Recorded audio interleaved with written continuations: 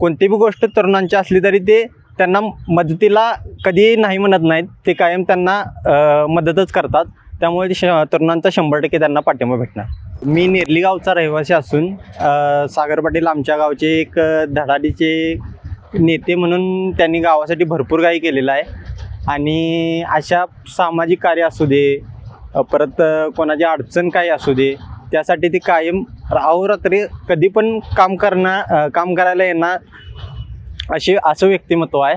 त्यांनी आमच्या गावासाठी समाजकार्य असंच चालू ठेवावं अशी आमची मनापासून इच्छा आहे. निवडून यावेत आणि आमच्या गावासाठी त्यांनी भरपूर असं विकास कामं असू देत, समाजकार्य असू देत, असंच त्यांचं पुढं चालत राहावं अशी आमची मनापासून इच्छा आहे.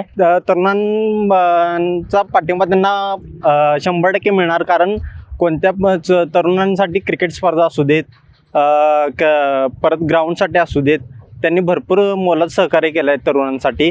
आणि तरुणांना नोकरी संदर्भात असू देत, कोणतीही गोष्ट तरुणांची असली तरी ते त्यांना मदतीला कधीही नाही म्हणत नाहीत. ते कायम त्यांना मदतच करतात. त्यामुळे तरुणांचा 100% त्यांना पाठिंबा भेटणार. जर सागर पाटील निवडून आले तर ते भागाचा विकास पूर्ण करतील. गटर असू देत, रस्ते असू देत, किंवा कोणतीही अडचण, गावात कोणतीही अडचण असली तरी ते 100% पूर्ण करणार ही मला खात्री आहे.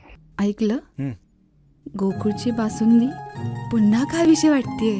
खरं सांगू, मलाही खावीशी वाटतेय. पुन्हा पुन्हा खावीशी वाटणारी गोकुळ बासुंदी.